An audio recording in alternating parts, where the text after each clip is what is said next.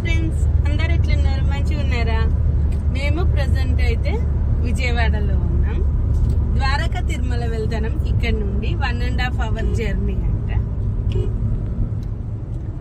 మాకు అన్నయ్య అర్లీ మార్నింగే లేచిండు కదా పాపం, అందుకనే మంచిగా బజ్జి ఉన్నాడు బ్యాక్ సీట్ లో. మేము వెళ్తుంది హైదరాబాద్ నుండి కదా ఫ్రెండ్స్. ఇక్కడ విజయవాడ దగ్గరలో అయితే ఇలా రోడ్ పక్కన ఆంజనేయ స్వామి అయితే, ఎంత పెద్ద ఆంజనేయ స్వామి, చాలా ప్రసన్న వదనంతో చాలా మంచిగా కనిపించిండ్రు ఫ్రెండ్స్. వీడియో ఎక్కడ స్కిప్ చేయకుండా చూడండి. ద్వారకా తిరుమల స్థల పురాణం కథ మొత్తం చెప్తా, టెంపుల్ మొత్తం కూడా చూపించడానికి ట్రై చేస్తాను, ఓకేనా? ఇట్లా కొంచెం ముందుకు వెళ్ళగానే ఇక్కడ మనకు గరుత్మంతుడి విగ్రహం మంచిగా దర్శనం అయితే ఇస్తుంది ముందుగానే. దీని నుండి మనం కొంచెం దాటుకొని వెళ్ళాలి టెంపుల్కి. అండ్ కార్ పార్కింగ్ కోసం కూడా చూస్తున్నాం అన్నమాట, ఎక్కడ పెట్టాలి అని. ఇక్కడ మళ్ళీ ఇంకొక ఆర్చ్ కనిపిస్తుంది. మేమైతే కుంకులమ్మ తల్లి దర్శనం చేసుకున్న తర్వాతనే స్వామివారి దర్శనం చేసుకోవడానికి వెళ్తున్నాం. ఇక్కడ వైఎస్ఆర్ విగ్రహం అయితే కనిపించింది. మాకైతే చాలా ఇష్టము వైఎస్ రాజశేఖర రెడ్డి అంటే. సో విగ్రహ రూపంలో ఆయనను కూడా చూసినాం. ఇంకా మనం టెంపుల్కి దగ్గరలోకి అయితే వచ్చేసినాం ఫ్రెండ్స్. ఇక్కడ చూడండి, ఇది మనం ఇట్లా లెఫ్ట్ సైడ్ నుండి వెళ్ళాలి కార్ పార్కింగ్ కోసము. చుట్టూతా మనకు రెండు వైపులా మనకు కొబ్బరికాయలు, పూలు ఇవన్నీ అమ్ముతూ ఉంటారు. దేవుడి సామాగ్రి, పూజ సామాగ్రి కూడా అమ్ముతూ ఉన్నారు అన్నమాట.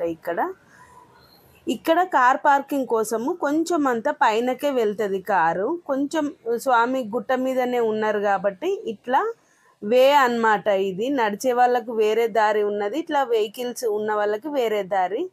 ఇక్కడనైతే నిజంగా మేము ఎక్స్పెక్ట్ చేయలేదు ఫ్రెండ్స్, ఇట్లా హైట్లో ఉంటుంది అనేసి. చాలా మంచిగా అనిపించింది. ఇంకా కొంచెం ముందుకు పోతేనైతే అన్ని చెట్లునే, కొండ కదా మొత్తం. ఇక్కడ కొండ కింద కాబట్టి కొంచెం ఇండ్లు కనిపిస్తున్నాయి మనకు. చాలా పీస్ఫుల్గా, నేచర్ లవర్స్ అయితే అబ్బబ్బబ్బబ్బా ఎంత మంచిగా అక్కడున్న నేచర్ని, పచ్చదనాన్ని ఎంజాయ్ చేసుకుంటూ హాయిగా వెళ్ళొచ్చు ఫ్రెండ్స్. నిజంగా ఒక్కసారి నాకేమనిపించిందంటే, మనం తిరుమల ఎక్కుతూ ఉంటాం కదా కొండల మీదికి, అట్లా తిరుమలకు ఎక్కుతున్నామా అన్నంత ఫీలింగ్ అయితే మనకి ఇక్కడ కనిపిస్తుంది. ఇక్కడ ఒక చెక్ పోస్ట్ లాగా పెట్టేసిండ్రు అనమాట. ముందు కార్ పార్కింగ్ చేసుకోవడానికి 50 రూపీస్ ఫ్రెండ్స్. ఇక్కడ పార్కింగ్ ఏరియాకి అయితే వచ్చి మేము ఇట్లా కార్ పార్కింగ్ చేసినాం. చూసిండ్రా ఫ్రెండ్స్, కొన్ని వందలు కాదు వేల కార్లు అయినా కానీ ఈజీగా మంచిగా పార్కింగ్ చేసుకోవచ్చు. ఇక్కడ నుండి అయితే స్వామి దర్శనం కోసం అయితే మేము వెళ్తున్నాం. టెంపుల్ ముందుకైతే వచ్చినాం. టెంపుల్ పక్కనే ఉంది, రెండు వైపులా ఇలా దేవుని చూడండి.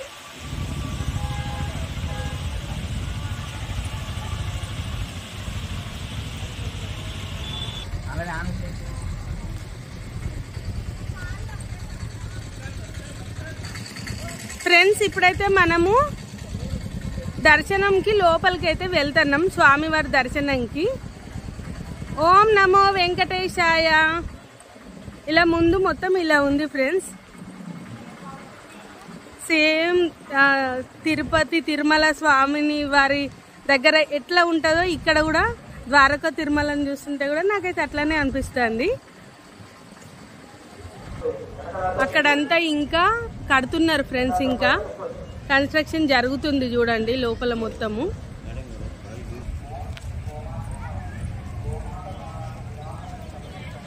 ఇట్లా దర్శనంకి అందరు వెళ్తున్నారు ఫ్రెండ్స్.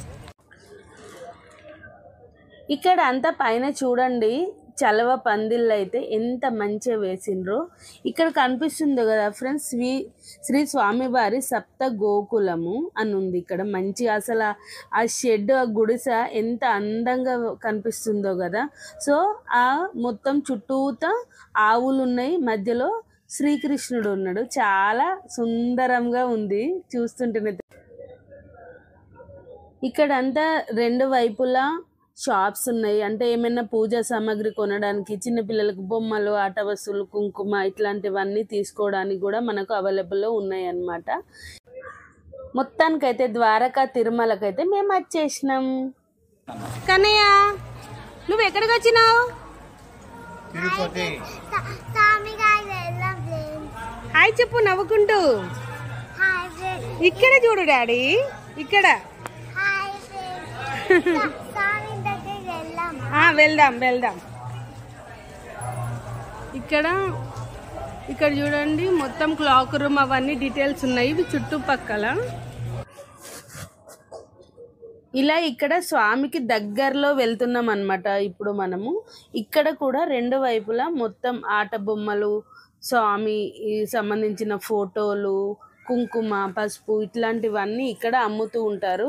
ఏమైనా కూల్ డ్రింక్స్ కావాలన్నా, చిన్నపిల్లలకి ఏమైనా చిరుతిండ్లు కావాలన్నా ఇట్లాంటివన్నీ కూడా ఇక్కడ మనకు దొరుకుతాయి అన్నమాట. సో పూజ సామాగ్రికి టెంకాయ, పువ్వులు అట్లాంటివి కూడా మనం ఇక్కడ తీసుకొని పోవచ్చు గుడి లోపలికి.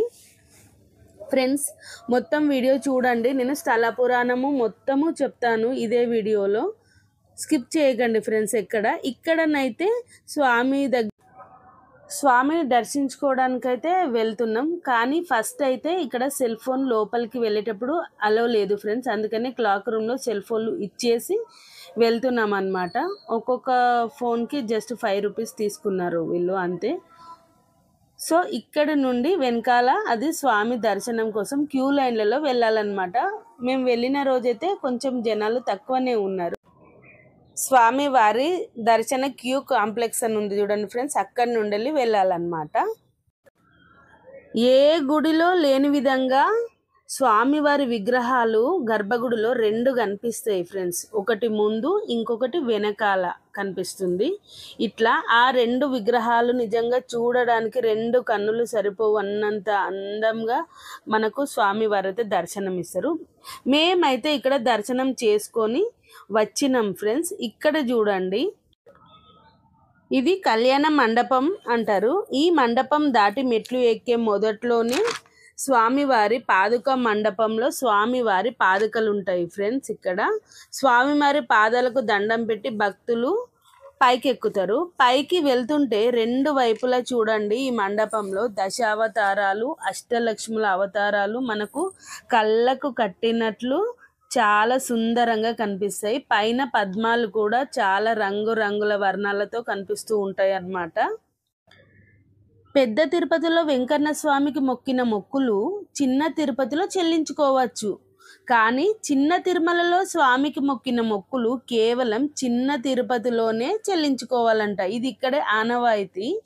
అంతటి విశేషం ఇక్కడ ఉంది ఫ్రెండ్స్. ఇక్కడ స్థల పురాణం ప్రకారం అసలు ద్వారకా తిరుమల అనే పేరు ఈ క్షేత్రానికి ఎందుకు వచ్చిందంటే, స్థల పురాణం ప్రకారం ఈ క్షేత్రం శ్రీరాముని తండ్రి దశరథ మహారాజు కాలం నాటిది. ద్వారకుడు అనే మహర్షి తపస్సు చేసి స్వామివారి పాదసేవ కావాలని కోరుకున్నాడంట. ద్వారకుని తపస్సుకు మెచ్చిన స్వామి అతన్ని మెచ్చుకొని, తదాస్తు నీ కోరిక నెరవేరుతుంది, పాదములు పూజించే భాగ్యాన్ని ప్రసాదిస్తున్నాను అని అతన్ని అనుగ్రహించిండంట. అందుకే మనకందరికీ స్వామివారి పై భాగమే మనకు కనిపిస్తుంది. స్వామి దక్షిణాభిముఖుడై ఇక్కడ ఉంటాడు ఫ్రెండ్స్. శ్రీ రామానుజాచార్యులు ఈ క్షేత్రాన్ని దర్శించినప్పుడు భక్తులందరూ ఆయనతో ఇట్లా అంటారు, తమకు వెంకటేశ్వర స్వామి పాద పూజ చేసే అవకాశం కల్పించాలని వేడుకున్నారు. అప్పుడు శ్రీ రామానుజాచార్యులు వైఖాన సాగమనం ప్రకారం స్వయంభువుగా వెలిసిన ధ్రువమూర్తికి వెనుక వైపున పీఠం పై భాగాన స్వామివారిని ప్రతిష్ఠించిండ్రంట, 2వ స్వామివారిని అని ఇక్కడ స్థల పురాణం చెప్తుంది ఫ్రెండ్స్. కట్టెలు కొట్టి ఆ కట్టెలు అమ్మే దారుకము వృత్తి గలవారు దారవులు ఇక్కడ ఎక్కువగా ఉండడం వలన ఇది ద్వారకా తిరుమల అయింది అని ఇక్కడ మరొక వాదం ఉంది. శేషాద్రి కొండపై ఉన్న అడవుల్లో ఉన్న వెంకటేశ్వర స్వామిని మొట్టమొదట గుర్తించింది ద్వారకా ముని కాబట్టే ఇది ద్వారకా తిరుమల అయిందని ఈ స్థల పురాణంలోని ఇంకో గాథ. ఇక్కడ స్వయంభుగా వెలిసిన స్వామికి నీటితో అభిషేకం చేయకపోవడం ఇక్కడ ఇంకొక విశేషం. ఒక చిన్న నీటి బొట్టు పడిన ఆ నీళ్లు స్వామి విగ్రహం కింద ఉన్న ఎర్రచీమలను కదిలిస్తాయి అని స్థల పురాణం చెప్తుంది.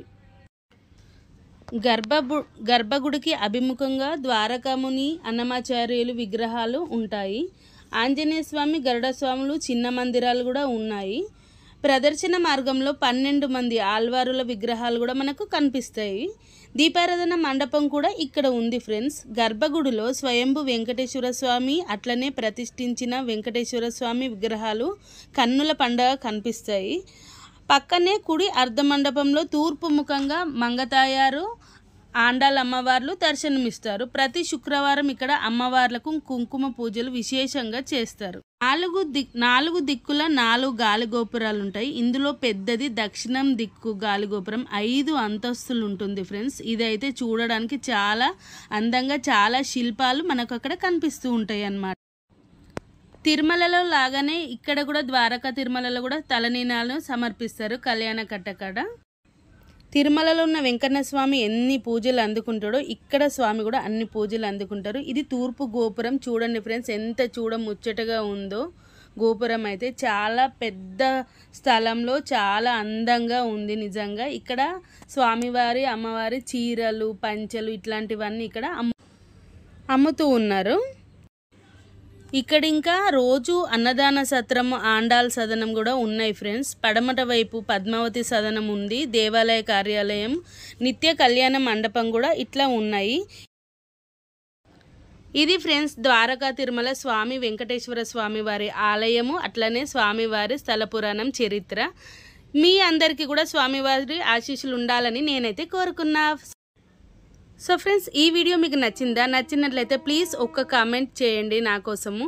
నాకు ఇంకా బూస్టప్ ఇచ్చినట్టు అవుతుంది. అట్లనే ఈ ఛానల్ని చూస్తున్న వాళ్ళు సబ్స్క్రైబ్ చేసుకొని వాళ్ళు ఉంటే సబ్స్క్రైబ్ చేసుకోండి. అట్లనే లైక్ చేయండి, షేర్ చేయండి. మీరు లైక్ ఇవ్వడం వలన ఈ ఛానల్ ఈ వీడియో ఇంకా బూస్టప్ అవుతుంది, చాలామందికి వెళ్తుంది ఫ్రెండ్స్. ఓకేనా? ప్లీజ్ నాకైతే సపోర్ట్ చేయండి ఫ్రెండ్స్.